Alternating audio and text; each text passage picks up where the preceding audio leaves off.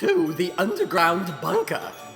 My client, the Religious Technology Center, RTC, finds the comments on the underground bunker to be harsh, exceedingly speculative, unfair, unfounded, and turbulative, dangerous, hostile, and harmful to my client, Fleet Admiral David Miscavige, Lord High Ruler of the Espinal Star System, and all churches and missions, and social betterment groups in the Scientology ecclesiastical hierarchy, except for Narconon, which he has never heard of, and with whom he has only a very distant corporate licensing relationship that was grandfathered in back in 1982 because the founder hobby-horsed for Narconon. As bunkerites, you should be ashamed. But that's not all. Your comments are not free speech in any meaningful way. Free speech ends, and religious persecution begins when Scientology is attacked. Essentially, Scientology may attack, impugn, malign, slander, and libel others in its own defense, but you may not respond because you don't know what it's like to be a Scientologist, never done a course, don't know what Scientology is, and thus you are all stupid, ill-informed,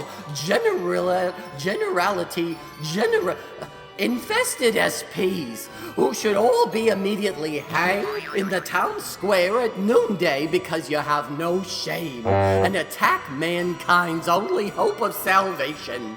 And make no mistake about it, this would be a grand hanging with balloons and a barbecue and clowns and games of chance, a three-legged race, festive ethnic foods, and 127-piece golden era band accompanying the musical stylings of American Idol finalist Stacey Francis and international rap star Chill E.B. Jim Mathers would also be there taking selfies.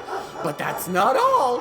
Freedom of speech is not the freedom to attack the Scientology religion or its leader, David Miscavige. If any of you bunkerites realize that David Miscavige is a leading figure of our age whose heroic contributions have saved billions from the scourge of drugs, illiteracy, and crime, you would be ashamed for joking and degrading about him. But that's not all. You should be ashamed of mocking the ideal orgs, these oases of sanity in a world gone mad. Your disgraceful acts and those of your co-conspirators prove, however, that you are not capable of being ashamed. Let me make it clear and present your options in simple terms. If you do not immediately cease and desist your efforts to joke and degrade about Scientology and my client, Fleet Admiral David Miscavige, with your idiotic and juvenile antics, we shall proceed with swift and sure legal action, preventing your egregious misconduct and seeking the sum of $100 trillion in compensatory and punitive damages for the humiliation and intentional infliction of emotional distress your tortious acts have caused and will cause Fleet Admiral David Miscavige and all of Scientology.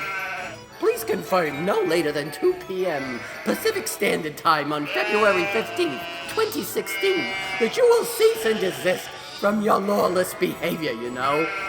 All rights are reserved. Sincerely, Bart Dick Slurper, Esquire.